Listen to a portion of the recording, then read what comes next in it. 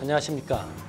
매주 관심이 되고 있는 정치, 경제, 사회 문제를 엄선해서 시민들의 여론을 분석해보는 조석준의 여론일기, 진행의 조석준입니다.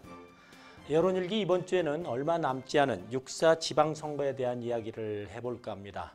먼저 이 자리에는 이화여대 박정원 교수님 나와 계십니다.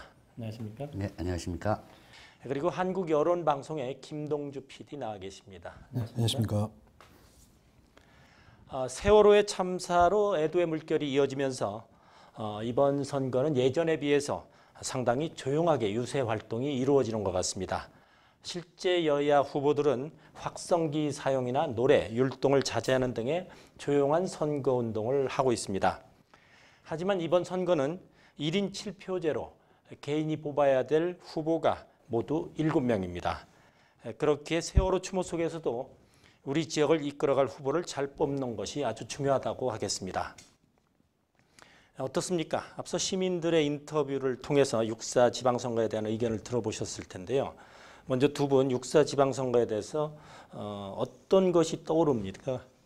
네, 말씀하셨듯이 이번 이 지방선거는 세월호 참사로 인해서 아주 조용하게 진행이 되고 있습니다. 근데 가장 제가 생각하는 이 6.4 지방선거의 문제점은 7명을 한꺼번에 이제 뽑아야 된다는 거죠.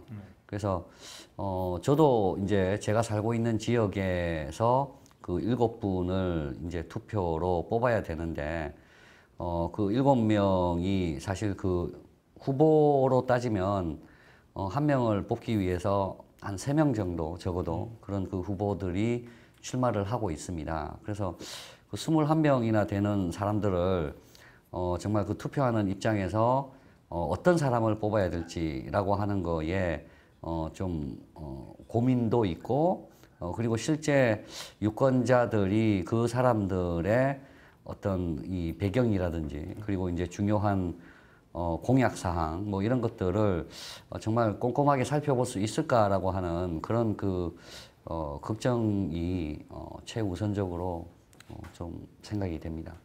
김동주 PD는 어떻습니까? 저는 중간평가라는 단어가 제일 먼저 생각나는데요. 이번 6.4 지방선거는 사실상 항상 대부분의 총선이 그 정부의 일에 대한 어떤 평가의 의미를 담고 있겠지만 이번 선거는 특히 벌어진 사건들 때문에 많은 사람들이 그 평가하려고 하는 부분들이 반영될 수밖에 없다라는 생각이 들긴 합니다. 다만 이것이 어떤 정치적인 수장을 뽑는 것이 아니라 지방행정의 수장을 뽑는 것이거든요. 그래서 이것이 명확하게 중간평가라는 것으로 발현이 될지 아니면은 정말로 다른 지방의 이슈화된 것들로 돌아갈 수 있을지가 이번이 아마 분수령이 되지 않을까 생각이 들고요. 제 생각에는 정확하게 선거라는 것이 성격에 따라서 규정이 되어야 되기 때문에 지방의 수장을 뽑는 것에만 치중을 하는 것이 이 부분에 맞긴 하겠습니다만 아무래도 이제 섞여 있는 듯한 느낌도 많이 드네요. 네, 우리가 보통 지방선거, 총선에 따라서 그때그때 정치적인 어떤 의미를 부여하고는 있습니다. 두 분의 의견을 이제 들어봤는데요. 시민분들은 6.4 지방선거 하면은 무엇을 떠올렸는지 또 왜 그렇게 생각을 하고 있는지 나온 답변들이 어떤 것이 있는지 좀 차례로 말씀해 주시죠. 네, 먼저 20, 30세대가 생각한 지방선거 하면 제일 먼저 생각나는 이미지에 대한 조사입니다. 투표 참여라고 답한 사람들이 꽤 많습니다. 이번에 투표를 하겠다라는 생각, 혹은 다른 사람도 투표를 했으면 좋겠다는 생각이 반영된 것 같고요. 첫 투표권에 대한 응답이 있습니다. 이것은 역시 20대에 이제 막 투표를 시작하게 된 세대가 답한 것이 많습니다. 지자체 장이 생각난다라고 답한 것도 20대였고요. 휴일이 생각난다고 답한 것은 10대였습니다. 그날을 휴일로 인식하고 있는 것이 가장 많은 것 같고요. 잘 모르겠다라는 답변이 10대하고 20대에서 좀 많이 나왔습니다. 그리고 관피와 척결이라고 답한 부분이 있었고 공명한 선거를 답한 것은 30대가 좀 많았고요. 세월호라고 답한 부분이 20대에 좀 있었습니다. 네, 4, 5세대, 40대, 네. 50대에서는 어떤 의견이 있었습니까? 40대, 50대 이상의 이 중장년층께서는 일단 지자체장이라고 하는 것이 가장 먼저 생각난다. 그리고 이제 새정치라고 이제 응답해 주신 분도 많이 나왔고요. 그리고 이제 세월호 투표 참여, 그리고 이제 무관심, 부정부패, 복잡하다, 이런 다양한 의견을 내어 주셨습니다. 근데 남녀별로 좀 특성이 다른데요. 투표 참여와 지자체장이 떠오른다라고 말씀하신 분들은 전부 남자였습니다. 그리고 세월호, 정치 뭐 이런 것에 대한 응답도 남자였습니다. 근데 여기에 비해서 여성분들은 새정치라고 이렇게 가장 많이 답을 해주셨고, 그리고 무관심, 부정부패, 복잡하다 이런 순으로 응답을 해주셨습니다. 그래서 새정치라고 하는 부분에 대해서 저희들이 조금 더 깊숙하게 왜 어떤 내용을 새정치라고 이야기를 하나, 특히 이제 40대, 50대 이상의 여성분들이 이제 이런 응답을 많이 해주셨는데요. 새정치 부분에서 역대 정치인들의 거짓말, 그리고 내가 뽑은 사람이 잘하면 좋겠다, 그리고 묵은 정치를 타파하고 싶다, 그리고 실현하는 정치가 없다, 뭐 이런 식의 다양한 표현으로 새정치라고 하는 것에 대해서 응답을 해주셨습니다. 그래서 이 부분이 정말 좀 의외였던 게, 남성분들은 이 7.7%밖에 안 되는데 여성분들이 42.9%로 아주 많은 분들이 조금 이번 육사 선거를 통해서 새정치라고 하는 것을 보고 싶다라고 이렇게 말씀을 해주셨습니다. 네, 사실은 뭐 저도 처음 투표할 때 상당히 떨렸고, 아마 대학 시절이었던 것 같았는데, 그때 혹시 뒤에서 누가 보지 않는가, 그때만 해도 상당히 좀 시대가 조금 그런 네, 공정한 선거에 대한 의심이 정도 아마 되셨을 거예요. 있어서 그랬습니다. 그렇지만은 요즘 어떤 신세대는 첫 투표에 대해서는 어떤 설레는 그런 느낌도 아마 들 것 같습니다. 과연 내가 찍은 한 표가 어떻게 반영이 되는지 그런 것도 상당히 의미가 있을 것 같고, 아마 여기 이번 지방선거 관련해서 어떤 생각을 떠올렸다는 이런 조사를 했는데, 아주 소수지만은 또 흥미 있었던 그런 어떤 의견이 또 있었나요? 뭐 소수에 대한 의견이 아까 말씀드린 대로 관피아 척결에 대한 답도 있었고요. 세월호라고 답한 부분이 오히려 첫 번에 소수였습니다. 지금 첫 질문에 대한 부분이. 그리고 고르게 분포가 좀 많이 된 층이 20대는 분포가 좀 고른데, 30대는 투표 참여 부분과 그다음에 공정한 선거 부분에 집중된 답을 좀 보였고요. 재미있는 점은 모르겠다라는 답이 좀 많습니다. 20, 30대. 그러니까 응답을 안 하겠다라는 것이 아니고요, 잘 모르겠다라는 것인데, 지방선거 제도 자체에 대해서 모르겠다라는 부분과 후보자들을 어떻게 선택해야 될지에 대한 정보가 없다라는 부분으로 치중되어 있는 것이 가장 많은 답변입니다. 그러니까 젊은 세대들은 지방자치제도의 필요성, 자기가 정말로 일하고 있는 곳이 혹은 자기가 거주하는 곳에 장이 어떤 활동을 하고 그것이 과연 어떻게 이 사회가 구성되어 있는 것에 대한 궁금증은 있을지 모르겠지만, 정확하게 그것을 분석하려고 하는 노력은 좀 부족하거나, 혹은 그것에 대한 정보에 대한 접근이 20, 30대에게 쉽지 않다라고 좀 판단할 수 있을 것 같고요. 뭐 휴일로 답한 부분이 역시 10대에게 높다라는 부분은 좀 아까 말씀드린 대로 좀 기타 의견으로 속할 수 있겠습니다. 네, 박 네. 교수님 좀. 40대 이상의 이제 중장년층에서 이제 소수 의견은 일단 공정한 선거와 무관심, 부정부패 뭐 이 부분이 좀 이 선거하고 관련해서 20대하고 조금 일치하는 그런 의견인 것 같습니다. 그러니까 무관심, 모르겠다라고 하는 응답. 그리고 이제 이분들 같은 경우에는 이제 과거에 워낙 부정부패라고 하는 걸 많이 봐 오셨으니까, 선거라고 하면 이제 부정부패가 생각이 나고, 그래서 공정한 선거를 해야 된다라고 하는 대답이 있었던 것 같고요. 그리고 이 복잡하다라고 대답하여 주신 분들. 그래서 제가 아까 서두에도 말씀드렸듯이 비슷한 생각인 것 같아요. 그러니까 7명을 뽑아야 되는데 20명 이상, 뭐 최대 한 5명 정도 나온다고 보면 40명 정도의 사람들을 보고 우리가 판단을 해야 됩니다. 그래서 그런 것들에 대한 복잡함이라고 하는 것에 응답을 해주셨고요. 연령별에서 아주 흥미로운 것은 60대 분들이 다양한 응답을 해주셨다는 겁니다. 그러니까 40대, 50대, 그리고 이제 70대, 80대 분들은 의견이 이제 몇 개의 항목에 몰린 반면에 60대 분들은 정말 다양하게 이렇게 의견을 주셨다라고 하는 게 연령별 응답의 특성이 되겠습니다.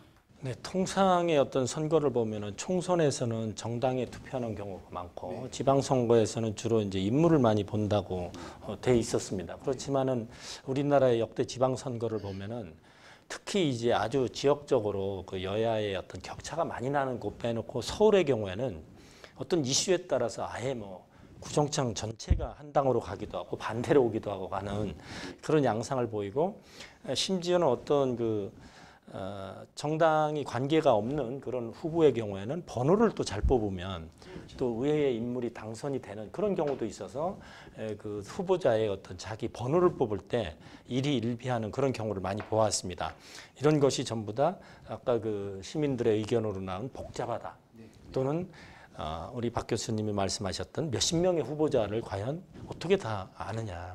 그래서 되게 자기가 좋아하는 정당의 쪽으로 쭉 가는. 그러니까 줄을 잘 쓰면 안쪽에서 잘 되는 경우도 있고 이래서 아마 충분한 홍보가 더 필요하지 않나. 더군다나 이번에는 그 세월호 때문에 국민 전체로 이 선거 분위기가 초반에 조금 가라앉으면서 그렇게 홍보도 덜 돼 있고 아마 지금 오면은 이제 선관위에서 보내는 그 후보자별 인쇄물에서 어떤 그 경력 정도를 봐가면서 하는 수밖에 없거든요. 저도 사실 제가 있는 쪽에 후보자가 누가 나왔는지를 그냥 우리가 오프라인 그러니까 밖에서는 인지를 못 하겠더라고요.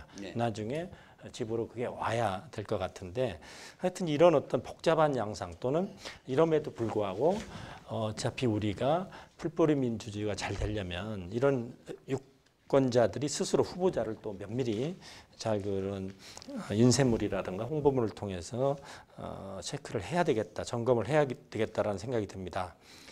자, 이렇게 이제 그 시민들의 의견을 물어봤고요. 이 시민들이 미래의 당선자, 그러니까 이번에 선거를 통해서 당선될 사람한테 또 전달하는 그런 얘기도 있었을 건데 어떤 의견들이 있었습니까? 예, 40대, 50대 이상의 중장년층들은 공약 실천, 그리고 새정치, 안전한 나라, 봉사정신, 그리고 이제 간피와 척결, 그리고 국가의 권리라고 하는 다양한 응답을 해주셨는데요. 새정치라고 하는 게 여기서도 가장 크게 많이 응답을 하신 내용입니다. 그리고 이제 두 번째가 봉사정신과 이제 공약 실천이라고 하는 부분인데요. 근데 이 새정치라고 하는 내용과 이 공약 실천이라고 하는 내용을 보면 서로 연결되는 부분이 많습니다. 그래서 새정치가 50%, 공약 실천이 15%인데 어떻게 보면 65%의 분들이 정말 공약을 실천할 수 있는 새로운 정치를 할 수 있는 사람을 뽑아야 된다라고 하는 식으로 좀 연결해서 이렇게 생각을 할 수 있을 것 같습니다. 그래서 남자 여자의 비율을 보면 일단 뭐 새정치라고 응답하신 분들은 비중이 비슷하고요. 그리고 이제 공약 실천도 15.4, 14.3%로 비슷합니다. 근데 봉사정신, 관피와 척결, 그리고 안전한 나라에서는 남성분들만 응답을 해주셨고요. 그리고 무응답과 국가의 권리라고 응답을 해주신 분은 여성분들만 이렇게 응답을 해주셨습니다. 네. 20, 30대의 당선자들에게 하고 싶은 말. 첫 번째는 소심을 유지해달라는 의견도 있고요. 공약을 꼭 실천해달라. 신의가 없는 행동하지 말아달라. 시음과 의사소통을 해달라. 국민을 위한 정책을 실현해달라. 여기서 이제 새롭게 등장한 것이 새정치를 실현해달라는 거고요. 안전한 나라를 만들어달라. 아예 이번에도 무응답한 부분이 좀 계시고 지역 발전을 이뤄달라 이런 식으로 말씀이 됐습니다만 그중에 가장 많은 것은 공약을 제대로 실천해달라는 거죠. 그 약속을 지키지 않는 모습을 너무 많이 봐왔다고 생각하고 다음 두 번째로는 이번에 꼭 새정치를 만들어 봤으면 좋겠다. 새정치를 구현했으면 좋겠다라는 부분이 좀 많았습니다. 시민과 의사소통을 많이 해야 된다고 생각하는 층은 20대였습니다. 그런데 언뜻 듣기로 새정치하면은 얼마 전에 어떤 그 정치 지도자가 새정치란 말을 하기도 했습니다만은 그 새정치라는 개념이 상당히 좀 모호한데 그 새정치라는 말을 시민들이 말씀하시면서 약간 뒤따라오면서 조금 더 구체적인 어떤 사항들이 없었나요? 네. 네. 그러니까 이제 아까 처음에 지방선거 하면 어떤 생각이 드는지 말씀해 주십시오라고 했을 때 새정치가 많았다고 말씀을 드렸는데 이때의 새정치는 뭔가 과거하고는 다른 그리고 이제 잘할 수 있는 사람을 뽑아서 좀 이 과거의 어떤 그 이 부정적인 그런 정치에 대한 이미지를 바꿔보자라고 이야기를 한 게 앞서 첫 번째 질문에서의 응답인 새정치고요. 네, 참신하네. 예, 그리고 이제 두 번째 이 당선자들에게 전하고 싶은 말을 새정치라고 말씀하신 거는 첫 번째는 이제 공약을 실천해야 되고 그리고 봉사 정신이 있어야 되고 그리고 국익을 먼저 생각을 해야 되고 그리고 자영업을 좀 잘 살게 해줄 수 있어야 되고 비정규직 문제도 좀 보완을 해야 되고 이런 좀 구체적으로 공약하고 관련된 좀 참신한 아이디어를 나타내는 그런 그 새정치를 해야 된다라고 이렇게 당선자들에게 전하고 싶은 말로 이야기를 하였습니다. 네, 그러면은 20대, 30대, 40대, 50대 그 세대별로 특별히 많이 나오는 의견이 있었나요? 혹시 있었다면 왜 그렇게 생각하십니까?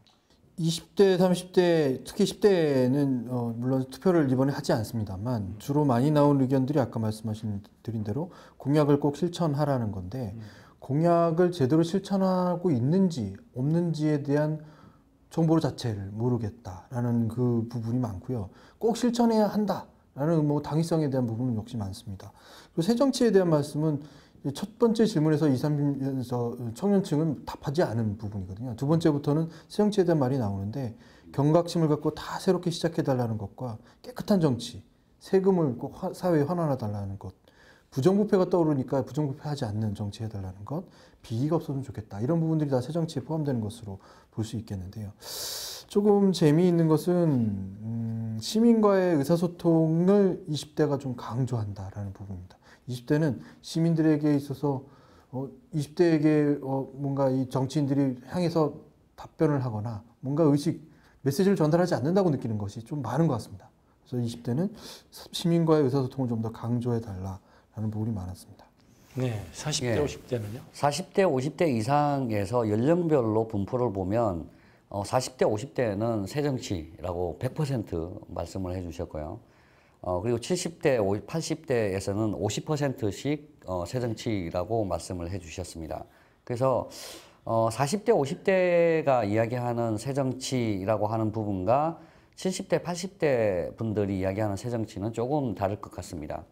그래서 70대, 80대 분들이 말씀하시는 이 새정치라고 하는 것은 이전에 이제 그 부정이라고 하는 쪽에서 출발한 그런 이 부정을 없애야 된다라고 하는 그런 의미에서 새정치를 말씀을 하셨고 40대, 50대 부분에서는 제가 말씀하신 대로 자영업 살기 어렵다. 그리고 비정규직 문제 뭐 보완해야 된다. 등등의 어떤 구체적인 공약이라고 하는 것이 좀 구체적이고 새로운 그런 공약이 되어야 된다라고 하는 의미에서 새정치라고 하는 것을 말씀을 하신 것 같습니다.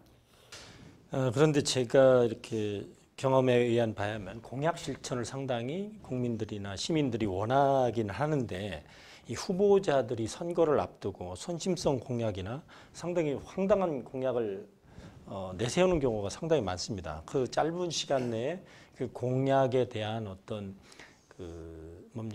공약이 이루어질 만한 그런 어떤 근거가 없는데도 불구하고 그대로 발표도 하고 그런 것을 또 시민들은 또 어떻게 보면은 속아 넘어가는 것이죠. 그런 부분이 부작용으로 될 것 같은 느낌도 듭니다. 어쨌든 그 40대, 50대하고 20대, 30대가 서로 이 답변에서도 약간의 차이가 나는 것으로 보이는데 그 답변이 차이가 나는 원인은 뭐라고 생각합니까? 아무래도 이 20, 30대가 느끼는 것은 이제 이 프로그램에도 말씀드렸습니다만 자기의 생활권과 투표하는 지역이 좀 다른 것 같습니다. 뭐냐면 학교 혹은 직장으로서의 거리와 자기가 거주하고 있는 거주지를 가지고 있는 주민등록상의 주소하고가 갭이 좀 있거나 그곳에 살지 않거나 하게 되는 것이 20, 30대에 좀 많은 것 같습니다. 그러다 보니 자기가 정령 투표를 하려고 해도 내가 주민등록을 두고 있는 곳에 그 사람들을 선택해야 할지 내가 정말로 생활권을 두고 있는 곳에 선택을 해야 될지가 좀 중요한데 선택을 생각하고 있는 사람은 선택 못하고 그냥 주민등록상에 있는 사람들만 선택해야 되는 듯한 그런 느낌이 많고요. 그리고 실제로 그곳에 거주하더라도 그 거주하는 곳의 특별한 이슈, 지역 이슈에 대한 것이 자기에게 와닿지 않는 경우가 상당히 많습니다. 특히 재산권과 관련된 부분이 이번 지방선거에도 많이 표출될 텐데 20, 30대에 큰 재산이 있거나 혹은 이런 것들을 판단하기가 많은 부분이 부족하다 보니 아무래도 지방자치단체의 선거로 인해서 20, 30대가 요구하는 것을 혹은 발현하거나 혹은 그것을 얻어내거나 하는 그런 장치들이 지방선거는 좀 많이 부족하지 않나 라는 생각을 하게 됐고요. 그래서 뭐 이건 제 개인적인 사견이었습니다만 20, 30대에게서는 자기가 투표할 수 있는 곳을 선택해서 그곳에 투표할 수 있는 제도가 있었으면 어떨까. 물론 황당한 아이디어가 되겠습니다만 그런 부분이 지금의 투표 제도하고 좀 괴리가 있는 것 아닐까 생각이 듭니다. 네. 40대, 50대와 20, 30대의 가장 큰 차이는 지금 제가 말씀드린 연륜의 차이죠. 그리고 아무래도 20대, 30대보다는 후보자들이 40대, 50대 이상에 또 가까우시니까 40대, 50대 이상 분들은 아무래도 20, 30대보다는 후보자를 더 잘 알 수 있는 그런 그게 있을 거고요. 그리고 이제 60대 이상의 분들은 정말 선거를 한 경험만 놓고 따지면 정말 많은 경험을 가지고 계시니까 좀 큰 의미에서 20, 30대보다 좀 선거의 문제점이라든지 이런 것에 훨씬 더 좀 관심이 많아 있어 보입니다. 제가 언뜻 우리 김 PD 얘기하면서 20, 30대가 자기가 거주하는 곳과 또 생활하는 활동하는 공간이 다른 그런 어떤 부분 때문에 집안의 어른들의 분위기를 많이 따라갈 수도 있는 그런 개연성도 있겠다고 보고요.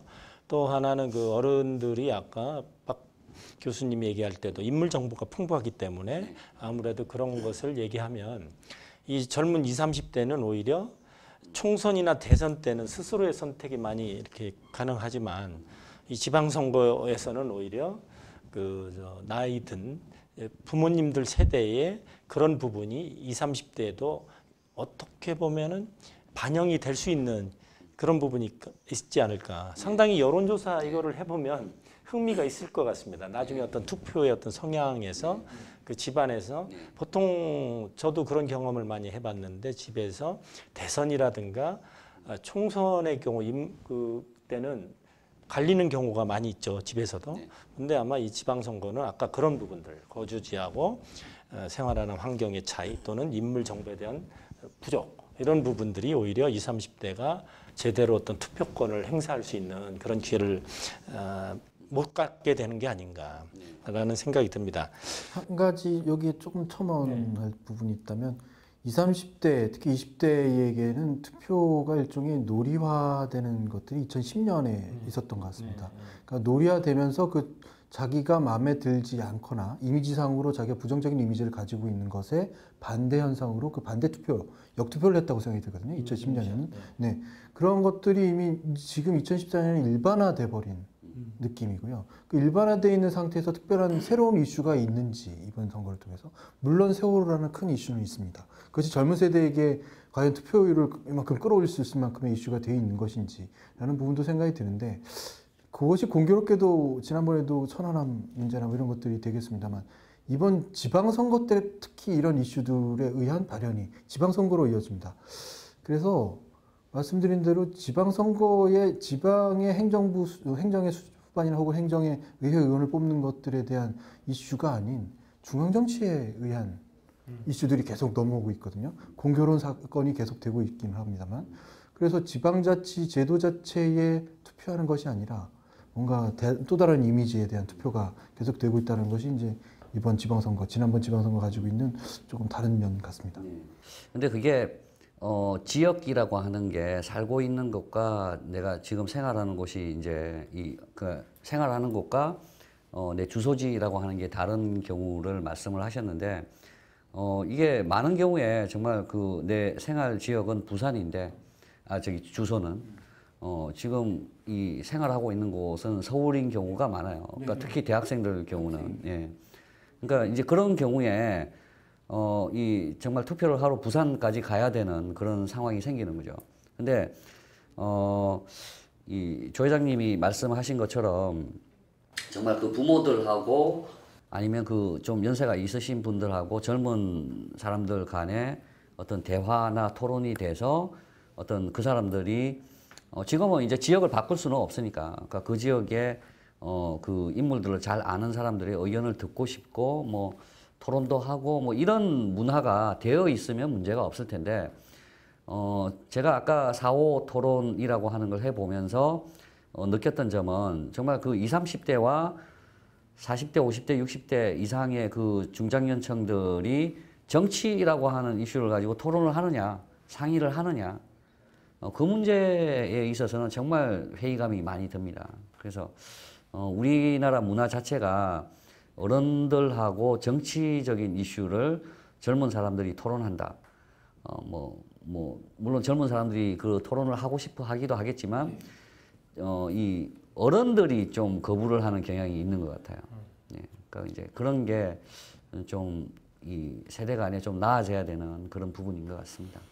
아까 그 대학생이 직접 지역에 내려가서 투표를 한다고 했는데 6.4 지방선거의 경우에도 부재자 투표가 되지 않습니까? 이번 선거에 특별히 새로워진 것은 부재자 신고를 하지 않더라도 5월 30일과 31일 양일간에는 어느 투표소나 가건 그 투표를 미리 사전 투표라는 것이 생겨서 미리 투표를 할 수 있는 부분이 있습니다. 방금 그 말씀하셔서 그런데 이 응답 가운데 아직까지 전체 응답 가운데 사전 투표 응답이 아직 없습니다. 그러니까 잘 모르고 계시는 거죠. 전체가 다. 그것도 홍보가 좀 덜 돼 있는 예전보다도 오히려 예전에는 부재자 투표로 해서 우편으로 해가지고 밀봉해서 아마 되게 이제 군대 시절에 많이 해봤을 텐데 요새 제가 듣기로는 이런 어떤 사전 투표제가 이번에 이제 실시되면서 아까 그런 기권표 방지에 상당히 역할을 할 것 같아요. 그럼에도 불구하고 이제 이 서울에서 내가 부재자 투표를 부산에 있는 부산시장과 구청장과 이런 사람을 뽑아야 될 텐데 아무런 정보가 없잖아요. 그렇죠. 정보가 없어요. 네. 네, 20, 30대. 그러니까 그런 경우는 정말 참 대책이 없는 거죠.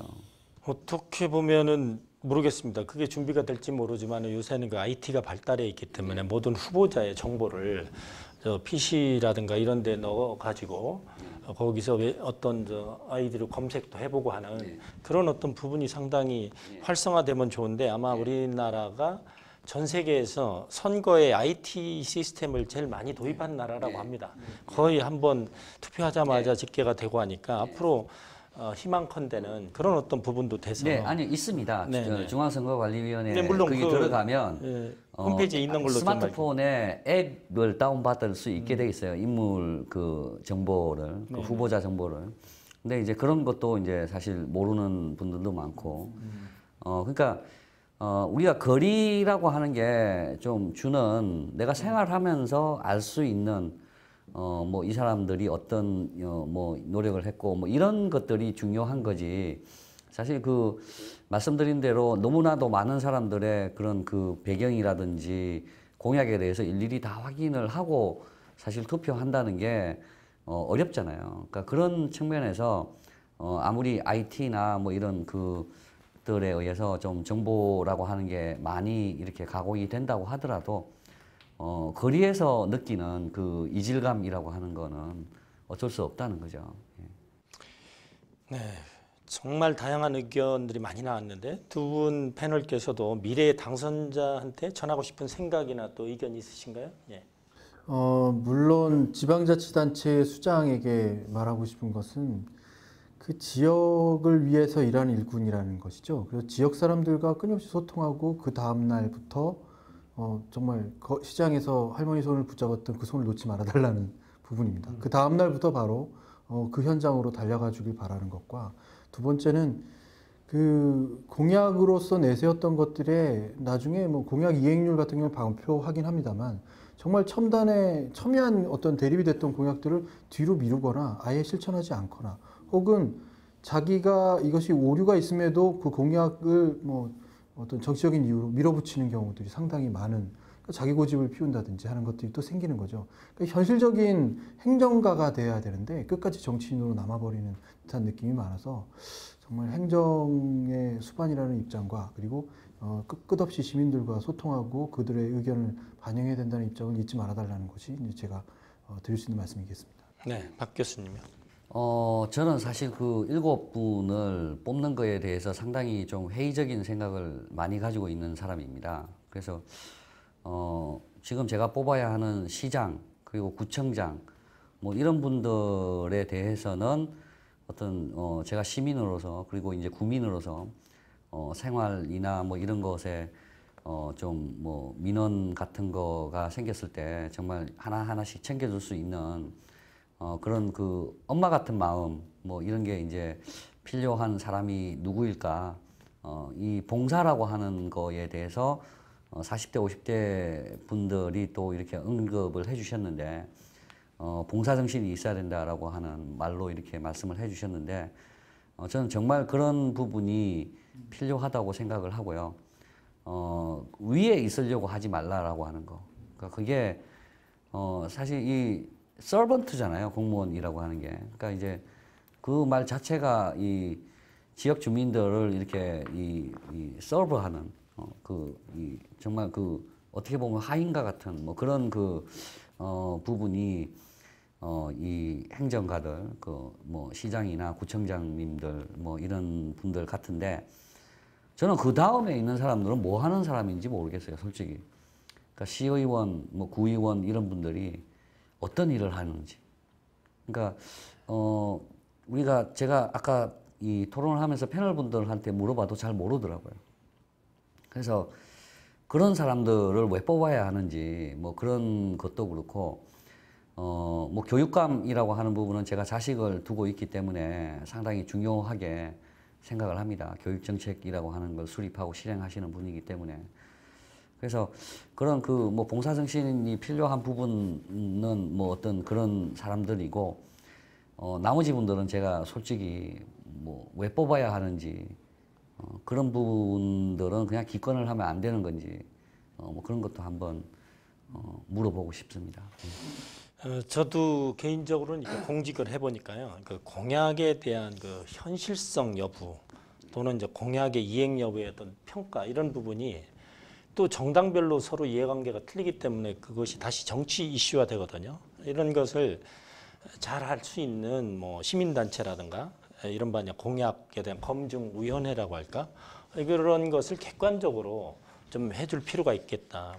또 이제 국민들의 입장에서 보면 예를 들어서 어떤 구의원이나 시의원이나 도의원이나 그분의 능력에 해당 안 되는 부분에 대한 큰 공약, 대통령도 하기 어려운 그런 공약을 하기도 하고요. 또 어떤 경우에는 그 공약이 그 다른 옆에 기초단체나 지자체에 또 이해가 상충되는 경우도 많이 있습니다.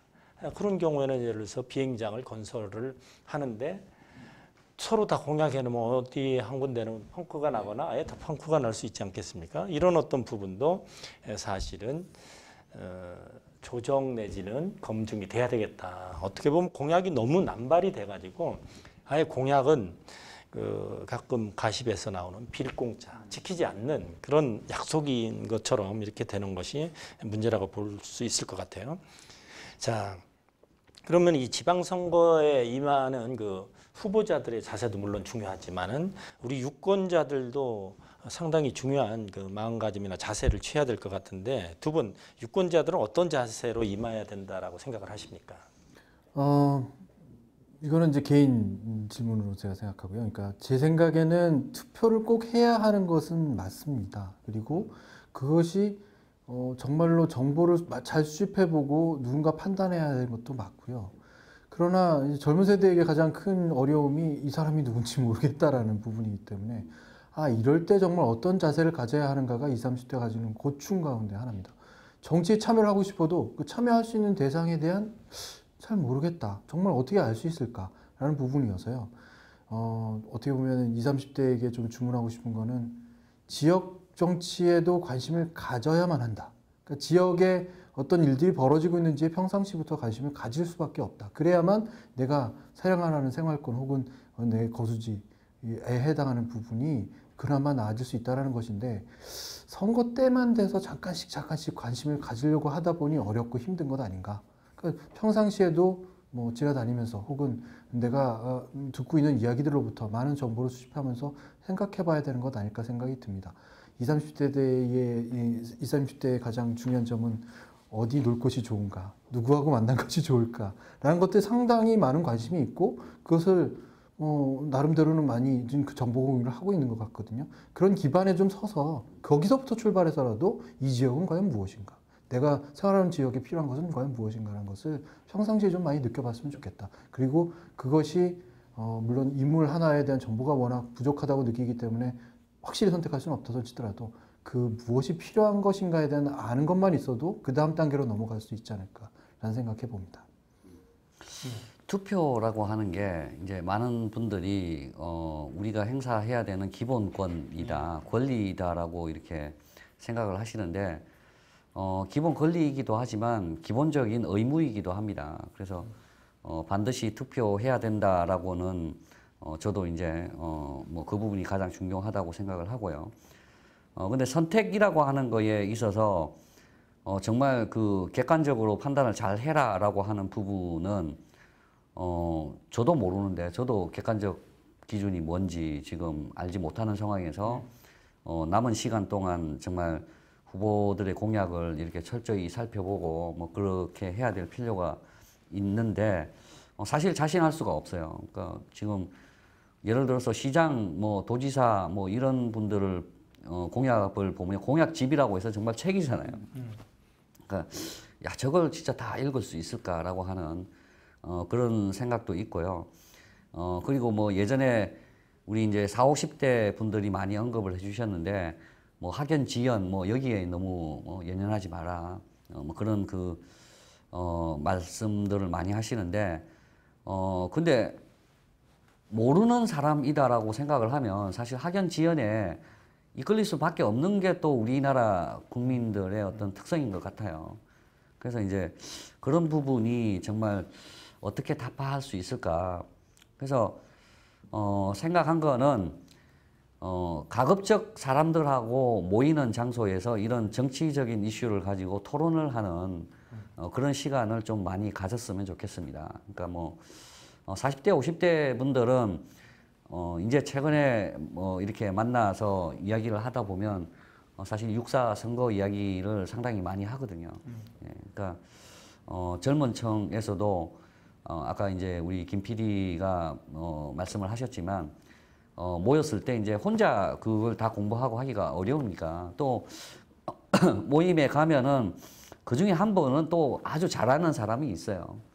그러니까 이제 그 사람이 이제 분석하는 것도 듣고 뭐 그런 식으로 좀 공부를 해서 투표에 꼭 참여해야 된다라고 하는 게 가장 중요한 부분인 것 같습니다. 제 개인적으로는 이번에 7 후보를 뽑지 않겠습니까? 그럴 경우에 우리가 이제 투표에 있어서 기권이 있고 부분 기권 현상 이런 부분은 어떻게 생각하십니까? 저도 예전에 한번 처음에 이런 지방선거가 실시가 돼가지고 이렇게 쭉 리스트업이 돼 있는데 처음에 예를 들어서 뭐 그 시장 선거라든가 이렇게 뚜렷한 그 부분에 어떤 선택이 가능한 부분이 있지만은 그 나머지는 도대체 아주 자신이 없는 거죠. 그럴 경우에는 아마 제가 볼 때는 그 투표에서 부분 기권들 현상이 있지 않을까라는 생각도 좀 듭니다. 그런 부분에 대해서는 이왕 투표장에 갔으면 다 무조건 찍어야 되나요? 어떻게 해야 되나요? 제가 아까 말씀드린 부분인데 사실 이 사람들을 왜 뽑아야 되나라고 하는 부분은 제가 알지 못하기 때문에 그러니까 그 확신을 못하기 때문에 좀 부분적으로 기권을 한다라고 이렇게 말씀을 드렸는데 그 많은 사람들의 선택을 해야 되는데 그러니까 사람들이 또 줄이 얼마나 깁니까?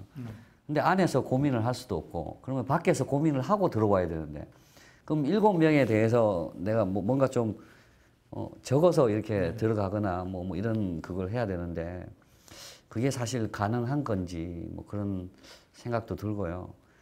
그러니까 뭐 그게 한 35명 중에서 7명을 선택해야 되는 거잖아요. 그러니까 그러다 보면 헷갈릴 수도 있을 것 같아요, 분명히. 복잡해지면 또 투표율에 영향을 또 미칠 수도 있고 그런 생각이 듭니다. 어쨌든 이렇게 시민들께서 지방선거에 임하는 시민들의 자세에 대한 얘기를 해줬는데 또 다른 의견이 어떤 의견들이 좀 있던가요? 이렇게 시민들이 느끼는 자세에 대한 분석을 조금만 더 말씀드리면요. 객관적인 판단을 꼭 해야 된다가 20, 30대가 좀 가장 많았습니다. 투표에 꼭 참여해야 된다가 그 다음이었고요. 관심을 좀 가져라. 역시 이제 이 세 가지가 다 묶여 있는데 마지막 부분이 휴일, 놀러 가지 말아달라라는 부분 같습니다. 근데 객관적인 판단을 해야 된다라는 것에 20, 30대도 공유하고 있는 측면이 있다는 것은 무언가 정보가 있을 때 그 정보가 객관적인 정보라기보다는 아까 말씀하신 학연, 지연, 우리 선배야 라고 하면 바로 아버님이 알아. 그럼 바로가 돼버리는. 그 두 번째로는 뭐 이거는 거의 모든 젊은 세대가 그렇게 느끼고 있지 않을까 싶은 생각이 드는데요. 이건 싫어. 적어도 1번은 혹은 2번은 3번은 싫어. 그러니 나머지 중에 하나. 그리고 혹은 요건 내가 평상시에 가졌던 정치적인 신념이 몇 번이므로 뭐 복잡하게 생각해. 이 정도면 됐지. 라고 생각하고 찍습니다. 근데 마지막으로 그 사람이 어떻게 활동하고 있는지에 대한 정보가 없다라는 건데 적어도 구청장까지만 되면은 정보가 어느 정도 있거든요. 구의원, 시의원이 무엇을 했는지는 그 다음에 나와도 똑같은 이름을 보게 된다고 해도 4년 전에 이 사람 그 사람인가? 뭐 했지? 알 수가 없는 거죠. 그러니까 서로가 그 부분이 참 이 7명이나 한 번에 뽑아야 된다는 이제 과부하라고 생각하는데 매번 과부하를 느끼면서도 계속 해야 되는 오류를 겪고 있는 것 같고요. 아까 처음에 말씀하신 것처럼 그렇다고 기권을 해버릴까? 라고 할 때에 이제 드는 생각은 뭐냐면 누구 좋으라고. 뭔가 이 사람 아닌 다른 사람을 선택하게 되면 내가 생각하는 방향이 아닌 다른 사람들이 똘똘 뭉쳐서 이 사람 뽑을 텐데. 라는 생각으로 또 있는 것 같고요. 그래서 7표를 모두 찍는 것에 대한 뭔가 문제점은 분명히 있다. 근데 그것에 대한 대안은 누구도 사실 얘기하지 않는 것이 지금이 아닐까라는 생각 좀 들게 됩니다. 네, 박 교수님. 예, 40대, 50대도 20대, 30대와 이 부분에 대해서는 일치하는 답을 했습니다. 그래서 객관적 판단을 해야 된다가 가장 많았고요. 그리고 이제 투표 참여, 관심이라고 하는 순으로 쭉 나왔습니다. 좀 약간 소수 의견의 젊은 정치인, 그리고 이제 책임이라고 하는 부분을 또 이렇게 말씀을 해 주셨는데, 남성분이 객관적 판단에 대해서 더 많이 응답을 해 주셨고요. 이 투표 참여라고 하는 부분에서는 여성분들이 훨씬 더 많은 응답을 해 주셨다라고 하는 게 특성이 되겠습니다. 그 나머지 부분에 있어서는 20, 30대와 이 부분은 일치하는 그런 응답을 보였습니다. 네, 그 유권자의 자세 관련해서 우리가 20대, 30대, 40대, 50대의 이런 의견을 들어보면서 되게 이제 공통점이 많이 나오는 의견, 공통적으로 많이 나오는 의견이 있다면 무엇이고 또 혹시 차이가 있었다면 어떤 이유로 차이가 났는지 우선 20, 30대부터 말씀해 주시겠습니까? 네, 20, 30대하고 나머지 세대하고의 좀 공통점인 부분은 역시 객관적인 판단이 해야 된다는 것과 투표 참여를 꼭 하라는 부분입니다. 참 매번 선거 때마다 반복되는 말씀 중에 투표 꼭 하자, 꼭 하자. 근데 사실 투표율이 60%, 많으면 70% 정도거든요. 그러니까 거의 3명 정도, 10명에 3명 정도는 투표를 하지 않는 현상에 있다는 건데 특히 20대, 30대에게 지난번까지 선거에 가장 많은 이야기들은 뭐였냐면 투표를 갈 시간 나 없다. 그동안에 일을 하러 나가거나 혹은 이제 비난받는 것 중에 이날 나는 차라리 투표 안 하고 난 놀러 가겠다. 내 휴식을 갖겠다라고 선택했다는 것인데 객관적인 판단을 해달라고 하는 부분은 분명 뭔가 이제 발현되고 있거나 혹은 방향성을 가질 수 있을지 모르겠습니다만 투표를 무작정 해달라는 것에 대한 것은 뭔가 지금부터는 다른 또 논점이 좀 필요한 것 같습니다. 왜 무조건 해야만 하는지. 내가 관심이 없다면 기권할 수 있는 권리, 물론 권리라고 할 수는 없겠지만 기권할 수 있을 만한 움직임도 필요한 거고 또 하나는 전 국민이 이 투표에 대해서 어느 정도 기권을 하게 되면 이 투표는 무효한다든지 어떤 다른 대안으로 다른 어떤 제도를 만든다든지 하는 것들이 있어야 무조건 투표를 해야 한다라는 부분의 과부하도 좀 줄어들지 않을까라는 생각도 들게 됩니다. 40대, 50대와 20대, 30대의 응답의 차이를 조금 더 자세하게 보면 이 성별로 좀 약간 다릅니다. 그러니까 이 객관적 판단과 투표 참여라고 하는 부분은 이 두 연령층 간에 가장 많이 나온 응답인데요. 객관적 판단은 20대, 30대에서는 43.5, 35.3 이렇게 큰 차이가 안 나고요. 40대, 50대에서는 남성, 여성 간에 46.2하고 28.6으로 좀 차이가 납니다. 남성분들이 객관적 판단을 더 해야 된다고 이렇게 말씀을 하고요. 투표 참여에서는 완전 반대로 나옵니다. 투표 참여는 여성의 경우는 28.6%로 더 많이 참여해야 된다라고 40대, 50대에서는 나오고요.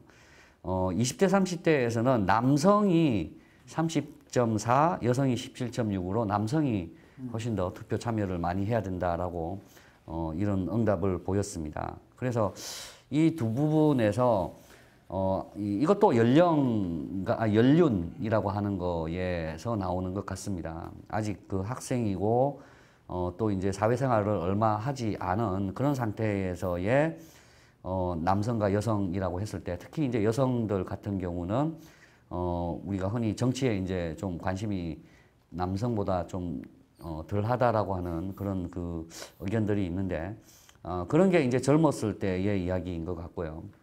그리고 40대, 50대 이상이 되면 이제 연륜이라고 하는 것도 생기고 그리고 남편하고 이야기를 통해서 그리고 이제 또 40대, 50대가 되니까 이 주부들의 모임이 상당히 많아요. 그게 상당히 그 영향력을 많이 미치는 그런 그 집단으로 이제 부각이 되고 있는데 뭐 어떤 선거 때마다 뭐 나오는 이야기가 주부들 잡아라 뭐 이런 이야기 나오지 않습니까? 예, 그래서 그런 게 이런 그 투표 참여라고 하는 부분에서 이 40대, 50대는 여성들이 많이 응답을 하고 20대, 30대에서는 남성들이 많이 응답을 한 그런 원인이 아닌가라고 분석을 해봤습니다. 지금 보면은 이제 그 중요 이슈가 뭐 투표 참가. 그래서 이제 예전에 선거관리위원회에서도 뭐 아이디어가 많이 나왔었어요. 뭐 투표 마일리지를 도입을 해서 투표에 참여한 그 유권자들한테 어떤 공공기관 또 공공시설에 대한 이용 권리 뭐 이런 어떤 편의를 봐주기도 하고 뭐 이런 건데 아마도 이런 어떤 부분들이 사실은 시민 의식이라는 것은 좋은 또 선거 제도나 시스템이 있으면 또 동기부여가 되는 부분이 있어서 이런 것도 어떻게 보면 국가적으로 좀 노력을 할 필요가 있겠다. 그냥 어떤 아이디어 없이 그냥 놔두면은 아예 그러지 않아도 정치에 무관심하게 된다라고 하는 것은 상당히 이 전체를 위해서 뭐라고 할까 국가적인 손해거든요. 그래서 그 정치에도 이렇게 하나의 축제처럼 잘 할 수 있는 그런 어떤 부분으로 유도를 해주는 그런 아이디어나 제도, 시스템이 필요하다는 생각을 해봅니다. 또 그 밖에 이제 지방선거 관련해서 시민들한테 마지막 한 말씀 이렇게 부탁드린 그런 조사를 한 것으로 알고 있는데요. 어떤 의견들이 있었습니까? 20, 30세대의 얘기들은 역시 강조하는 것들이 많았습니다. 투표 참여를 꼭 해달라는 것과 지역 발전을 위해서 노력해달라. 그 새정치 그리고 공약 실천 꼭 해달라. 그다음에 선거 홍보가 좀 많이 있었으면 좋겠다. 그리고 관심을 좀 많이 가져야겠다라는 것이 있는데 그 다음에 이제 답을 안 하신 분들이 꽤 많이 늘었습니다. 그 정도면 됐다. 그렇게 말씀하신 내가 이제 말한 거 더 이상 할 말은 없다라고 하신 분들도 많았습니다. 네, 40, 50대에서는요? 네, 40, 50대에서는 이제 아까 나온 그 새정치라고 하는 게 가장 많았고요. 그다음에 이제 투표 참여, 세월호, 그리고 이제 객관적 판단, 뭐 이 부분들이 응답이 많이 나왔는데 마지막에서 이제 처음 나온 말이 예산 절약이라고 하는 부분입니다. 근데 예산 절약이라고 하는 부분을 제가 들어가 보니까 정말 충격적인 말씀을 많이 하셨는데. 극단적으로 의회, 뭐 구의원 뭐 이런 사람들 없애야 된다. 예산 낭비다. 뭐 그렇게 말씀하신 것하고 지자체라고 하는 거가 좀 너무 방만하게 운영되는 것 같다. 그래서 이것도 마찬가지 예산 절약을 해야 되기 때문에 지자체라고 하는 이 자치 정부라고 하는 것 자체를 좀 줄이자. 그러니까 경상남북도 하지 말고 경상도 이런 식으로. 그래서 이제 뭐 일을 잘할 것 같지 않기 때문에 이런 생각을 한다라고 이렇게 말씀을 해주신 분이 조금 이제 과격한 그런 표현을 해주셨습니다. 네, 이런 어떤 마지막 한 말씀에서 특별히 많이 나오는 의견들은 어떤 의견이 있었습니까? 투표 참여에 대한 의견이 20, 30대는 상당히 많습니다. 마지막까지도. 그리고 말씀드린 대로 나머지는 좀 고른 편이긴 한데요. 아예 답을 안 한 사람들이 훨씬 더 많은 것을 보면은 뭐 선거에 대해서 이런 마지막까지 이제 다시 한번 또 한 번 말씀해 달라고 하는 부분에 특별한 의견, 뭐 다른 첨언할 내용들이 그렇게 많지 않아 보인다는 것이 첫 번째고요. 그리고 선거는 좀 어렵다라는 느낌을 이 응답들에서 조금 많이 받게 되는 것 같습니다. 예. 40대, 50대는 가장 많은 응답이 새정치입니다. 새정치고 그다음에 이제 두 번째가 객관적 판단인데 새정치 쪽에서는 이제 여성분들이 42.9%, 남성분들이 23.1%로 여성분들이 훨씬 새정치에 대해서 많은 응답을 해주셨는데요. 구체적인 내용을 보면 좀 부정적입니다, 다. 그래서 좀 요즘 힘들다. 그리고 정치인들이 이 선거 대접하는 거, 뭐 그런 거 조심해야 된다. 그리고 당선되면은 자기의 사리사욕만 챙기는 거 아니냐. 그래서 좀 새로운 사람을 뽑고 싶다. 그런 이유 때문에 뭐 이런 등등의 부정부패라고 하는 것하고 관련된 그런 그 부정적인 의미를 좀 더 많이 언급을 하셨습니다. 아까 박 교수님이 말씀하셨습니다만 아주 극단적인 그 구의회 뭐 이런 해체 주장도 하신 분이 있는데 아주 소수였지만 기억에 남는 말씀을 한 그 시민이 있었다면 어떤 의견이 있었습니까? 물론 응답들이 좀 많이 균일하고 그 안에서 좀 아주 돌출되는 답변이 있지는 않았습니다. 방금 말씀하신 굉장히 특이하고 돌출되는 답변이 있었는데 20, 30대 특히 청년층에서는 그 고만고만한 이야기들 그리고 뭐 지역 발전과 공약 실천, 물론 새정치 이런 것들에 대한 얘기들로 쭉 차 있습니다만 이건 이제 제가 처음 드리는 말씀입니다만 이 지방 자치제도에 대한 그 어떻게 보면 이해나 혹은 지방자치제도에 대한 약점이라든지 강점이라든지에 대한 분석 자체가 20대 청년 세대에게는 거의 없는 것 같습니다. 선거를 통해서 이것이 무엇이 발현되는 것인지도 사실 잘 모르는 것 같고요.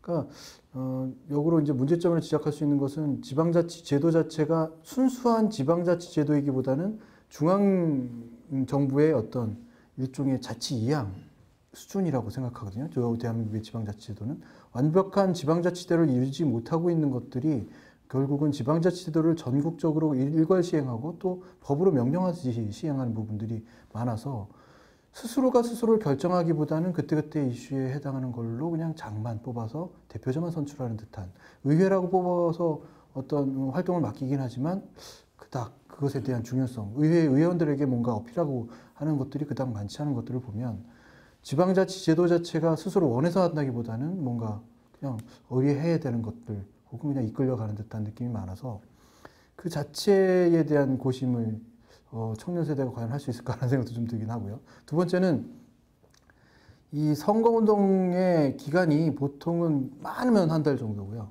예비 후보자가 활동하게 되는 시간부터 따져도 한 달 정도밖에 안 됩니다. 그 전까지 내가 어떤 사람을 선택할 수 있을까를 생각해 보면 그것을 아직 하기가 좀 어려운 거죠. 청년들은 특히 더 누가 누군지 모르는 상태가 되니까 누구를 선출할까에 대한 정보가 기존에 없는 상태에서 한 달 만에 검증하라. 참 어려운 상태가 되는 것 같습니다.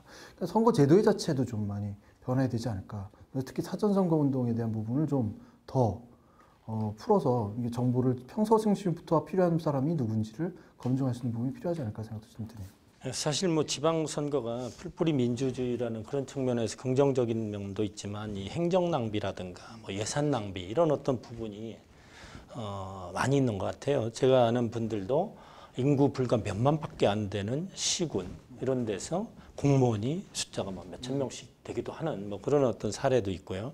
또 하나는 붙어 있는 시군구에 각각 문예회관이 있달지 이러면서 1년 내내 어떤 문화 행사가 열리지도 않고 엉뚱한 일들이 벌어지는 그런 그 중복되는 그런 어떤 부분도 많아서 그런 것도 국가 차원에서 또는 광역 단체 차원에서 이런 부분을 조정을 하면서 이렇게 해야 되지 않을까 그런 생각도 듭니다. 이번 지방선거에 대한 그 여론조사를 통해서 20대, 30대, 40대, 50대 차이도 많고 의견에 대한 또 공통된 부분도 있었는데 이런 부분 대표적인 거 한두 가지만 얘기 좀 해주시죠. 큰 차이점은 새정치에 대한 생각인 것 같습니다. 이 청년 세대도 역시 새정치에 대한 것을 열망하고 많이 느끼긴 하지만 중장년층에게는 굉장히 새정치가 많은 부집을 차지하는 걸 보니까 그만큼 정치에 대한 불신염증을 너무 오랫동안 겪어오시지 않았나. 청년들도 그것을 받아들이고 있고 또 일부 경험하고 있다는 생각을 많이 하게 됐고요. 그리고 작년층에 나왔던 예산 절약이라든지 봉사정신이라든지 이런 것들이 청년층에게 전혀 나오지 않는 것을 보면 정치인에게서 요구하는 측면이 조금 청년층이 좀 다르지 않을까라는 생각을 하게 됐습니다. 네. 그러니까 이제 기본적으로 저도 가장 의아해했던 게 이 새정치라고 하는 게 왜 40대 이상에서 많이 나오고 20, 30대 우리가 정말 새 것을 만들어가고 하는 미래를 만드는 그런 그 청년층에서는 왜 적게 나왔을까라고 하는 부분이 약간 의외의 결과라고 생각을 하고요. 근데 이 새정치의 내용이 또 다른 것 같아요. 새정치라고 하는 거에 내용을 우리 그 20, 30대 쪽의 새정치라고 하는 걸 보면 선거 비리라든지 부모님들로부터 들은 어떤 그런 그 부정적인 이야기 그리고 이제 이 세금이 잘못 쓰이는 뭐 예산 낭비 사례를 일전에 뭐 들은 적이 있다 뭐 이런 식의 거를 새정치에 대한 그 뭐 필요성으로 이제 응답을 해주셨고 40대 이상의 중장년층은 정말 아주 그 오래된 정치인들은 이제 싫다라고 하는 거. 그게 이제 기본적인 이야기인 것 같고요. 그래서 좀 새로운 인물이 나와야 되지 않겠냐. 그러니까 이제 새로운 인물이라고 하는 게 꼭 젊은 사람이 아니고 정말 그 때묻지 않은 그런 그 새로운 그 사람이 나와서 좀 이 뭔가 이 참신한 그런 그 공약을 가지고 실천할 수 있는 그런 그 정치를 만들어가는 게 필요하지 않나라고 이렇게 제시한 거, 뭐 이런 게 좀 이 청년층하고 중장년층이 가지고 있는 그 생각의 기본적인 차이점인 것 같습니다. 네, 그러면 두 분 마지막으로 그 짧게 한 말씀씩 그 이번 육사 선거에 대한 시민들의 그 여론에 대한 어떤 분석을 한번 해주시죠. 특히 청년층이 느끼고 있는 이번 그 조사를 통해서 제가 가장 느낀 것은 청년층이 지방선거 제도 자체와 지방선거 자체에 대해서 굉장히 어려워한다. 그리고 이것을 어떻게 받아들여야 될지도 혼란스러워하는 듯한 느낌이 많다는 것이고요. 그 결정을 해야 한다라는 중압감은 있지만 그 결정을 어떻게 하겠다는 방향 지시조차도 제대로 되어 있지 않다는 것이 큰 문제점인 것처럼 보입니다.